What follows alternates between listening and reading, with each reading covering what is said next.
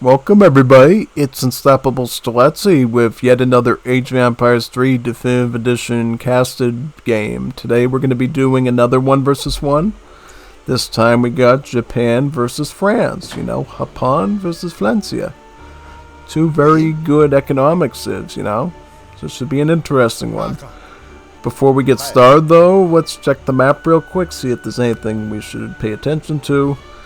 Obviously, this winding trade route here could be pretty significant, I would say, Both players have a pretty easy grab of two of the trading posts, I would say. Also, if you look really far, you could grab somebody's House of Fassa natives. They're pretty nice, They have a pretty decent skirmisher unit as well as the winged hussars. They're pretty powerful in this game. Also, make sure you hold on to these early hunts. They're not quite as close to you, but if you herd them in early, I think that you'll find it pretty fruitful to have it closer to your base. Let's see how they do in this match, shall we? Okay, so, France. What can I say about France, They're as vanilla as vanilla ice cream can get, They're not the best at anything, but they're not the worst at anything, They're just middle of the road. An AoE 3 civ. Yeah. What do they do good though? Well, they got these courier de bois. They're about 120 food. They gather really well, and they're also really good at fighting at range. They got 40% pierce armor, They're like range tanks pretty much, and they can even sometimes fight treasure guardians too, occasionally. Certain situations. They're also good against Artie, obviously, at range. Good unit overall. And also, another neat thing about France is the fact that you get a nice native scout at the start of the match, so you can use him for reconnaissance pretty easily. See him right here, the Crow Scout. It's going to be doing a lot of running around, like it's a marathon, trying to see the enemy's line of sight. As for Japan, though, Japan is also a very strong civ and eco since they have their own economic advantage. For them, it's the shrine. And basically the shrine is the Japanese house. See here that it lures in the animals to graze at the houses, right? So apparently Japan in this game is essentially pescatarian. They can eat fish, they can eat fruit, they can eat rice, but they can't eat meat from really any herdable as well as huntable. The only way they can interact with huntables and herdables is luring them to their shrines here to help boost the trickle of the building, right? Right now you see 0.44 food per second here, because we see all 4 possible animals grazing at. If, for instance, we saw a shrine with less animals, the trickle would be less. So, yeah, you try to get as many animals and max out to that number 4 at each shrine if possible. Oh, wait a second. We see Advanced Wonders. Wow. Do we see a Portuguese consulate anywhere? No. Interesting, Advanced Wonders, that's a pretty interesting card to send for your first one, It makes the Wonders build a bit quicker. It also gives them HP, It makes them tankier. So that could be kind of interesting, Definitely be interesting. And of course with shrines too, you can always pivot, change the trickle to wood or coin. So, it's really flexible to the Japanese economy and the resource they need for the unit class that they want. In terms of the rest of the deck, we see some Age 2 potential aggression here with the Daimyo, which can train military units and also buff up their stats when near them. Can also receive shipments too. So basically like a fort that moves and runs, pretty much. Also some interesting choices for Age 3. Basically, we see all the Daimyos here, so maybe this is going to be more aggressive play. But you can only tell based on the wonder. Torii Gate. Yeah, Torii Gate tells me this is going to be rather aggressive. Torii Gate basically adds a increased bounty, that being more experience points for the more when you're building buildings, when you're training units, as well as when you're killing enemy units. You gain an XP bounty. This wonder will increase all those as they occur. Oh wow, look at this. Look at this GKShaman France. He literally grabbed a trading post on the enemy side of the map. Wow, that's bold. What Egypt did he go for? Quartermasters, so 400 wood. Pretty standard European thing to do. He's also looking to get his market technologies as well. That's pretty common for France, you know. The common French build order is get a trading post early, start to get hunting dogs, placer mines, great code, all that stuff on the transition up to age 2. They're going to go for Hussars, it looks like. We see a stable developing right here. In terms of their deck, yeah, definitely looking more Fortress Agey, but they could totally stick it out in age 2 if they needed to, since they got 2 coin crates, they got the crossbowmen and the Hussars. Not totally vulnerable in age 2. They're probably going to try to get Fortress Age, though, so they can tap into Dragoons, Cuirassiers, Skirmishers from the home city. That's usually the strongest play for France. They're actually starting out with the Courier de Blois shipment for Courier de Blois here. They got the first one in age 1, they're going to get the age 2 one now. This is going to give them like a super greedy eco. Right now they have enough food certainly to get started on Hussar production, and with those added couriers on the mine, they're going to be able to keep up with the coin as well. Yeah. 2 Huss, now they're going to add another Huss in, so they're going to have about 3, maybe even 4. Yeah, maybe even 4 of them. That's all said and done, yeah. They are going to get 4 Hussars. You going to add in another one, or...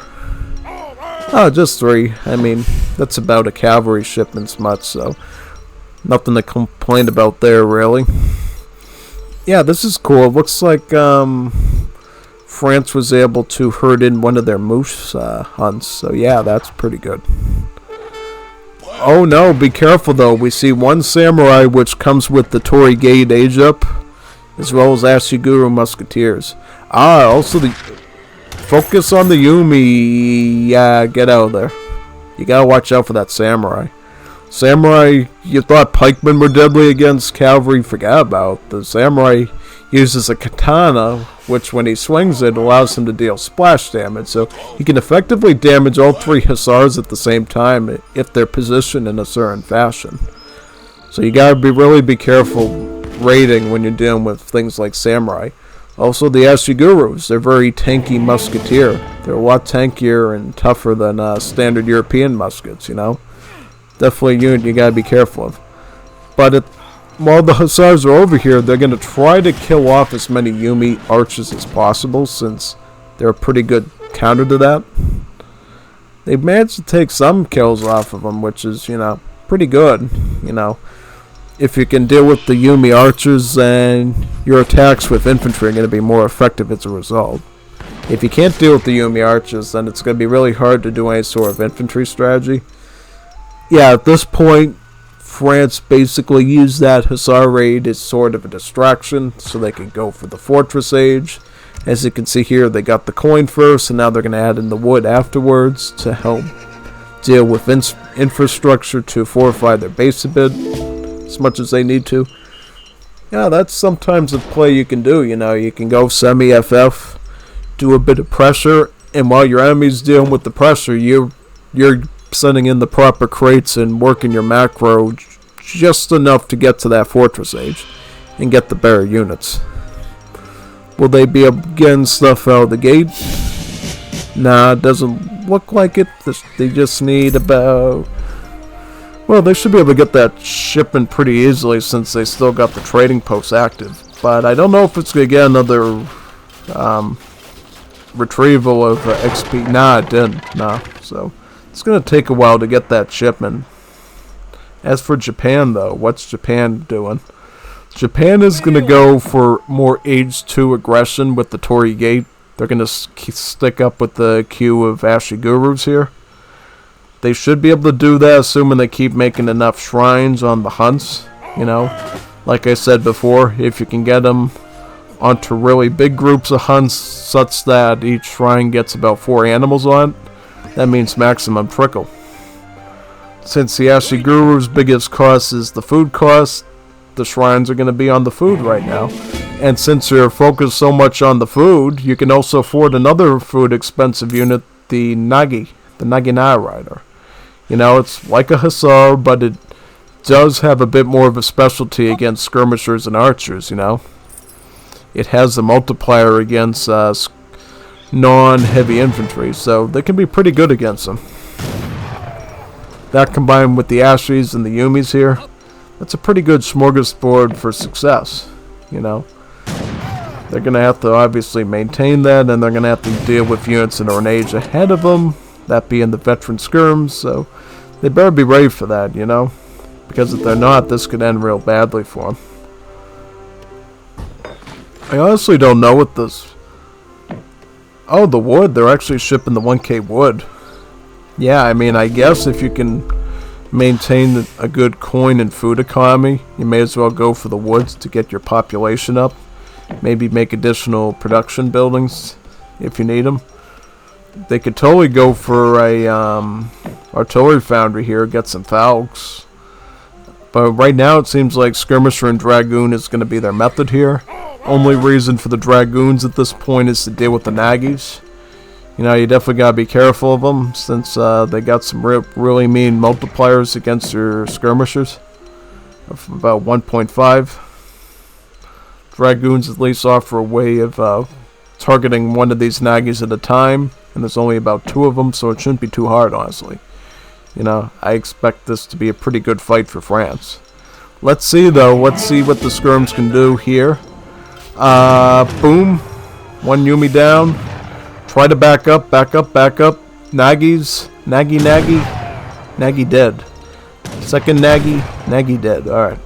Now you can start pressuring here.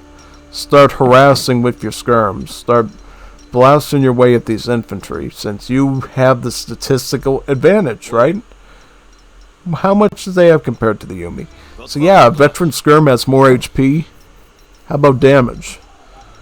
And they actually have less damage, but they're it's kind of surprising. Well, their multiplier is actually technically better, so yeah, it's safe to say that these skirms would technically be slightly better than the Yumis, I think, in terms of massive combat, you know, especially since they countered the Ashigurus a bit better. They're going to stick to a Dragoon and Skirm comp because they figure, yeah, this Japan is going to certainly make more Nagis since they're all in on age 2 with their Torii Gate. Oh, interesting. We see the Japanese Isolation Consulate. Nice option. Basically, Japanese isolationism buffs up the stats of your military a little bit when it's active. Also, they get this wonderful technology here, the Bushido Principles. It basically allows you to train units from your buildings in blocks of 10. Right, so instead of like blocks of 5 at a time for Yumis, you can actually get 10. Which really helps you to do unit massing. I can't say that that's going to be useful right now, though, since it seems like the Japanese eco is a little bit complicated. You know, they just moved some off of that cherry orchard, and now they're going to look more at the silver mine here. Might take a bit of time to pivot that. You know, since we see so much on the mining, I would say try to put the shrines back on the food, since, you know, you're going to need a lot of food to make Nagis and Ashigurus. They are getting the Toshogu Shrine, though. The Toshogu Shrine could be a big boon to their eco. See, what this shrine does is, it's basically like a big giant shrine, you know. It allows a lot more animals to go within its grasp. But unfortunately, it's so far away from any sort of animals, it's not going to get that advantage. But it does actually buff up the trickle rates at all the other shrines on the map. So, even though it itself isn't going to get a lot of animal coverage, it is going to help all the shrines on the map that do have animals. Also, they're starting to think more about their market technologies too, which is nice. Civil servants. But is it going to make much of a difference, though? We'll see. Like, what would I do if I was Japan at this point? I would probably make some flaming arrows, you know. Flaming arrows could be useful here, assuming you can keep them away from the dragoons and you can basically get some. Yeah, absolutely. At this time, I would get flaming arrows because, You know, at any point when you're dealing with France in Fortress Age, they can always send the Falk shipping out at any point. And if those get a hold of your infantry, that's a big loss for you. So, only with something like the Flaming Arrow could you deal with those. Flaming Arrows are like sort of like a semi-culverin as well as being like a falconet, so they can actually counter other artillery pretty easily. Give them a bit of an extra advantage. Japan is actually ending their isolation. They're going to go for another consulate ally.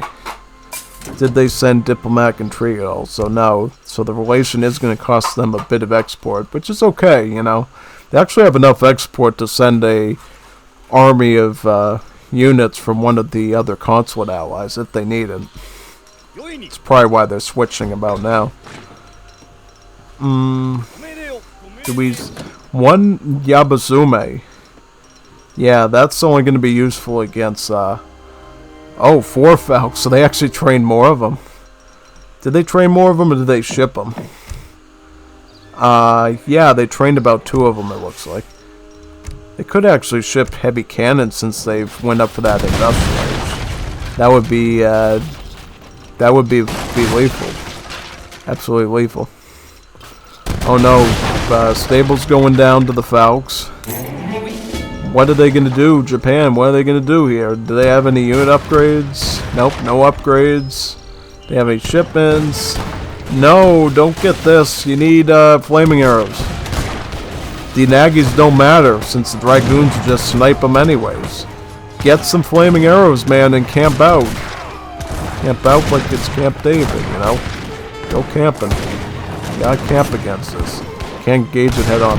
Yeah, but he's gonna GG though, I mean.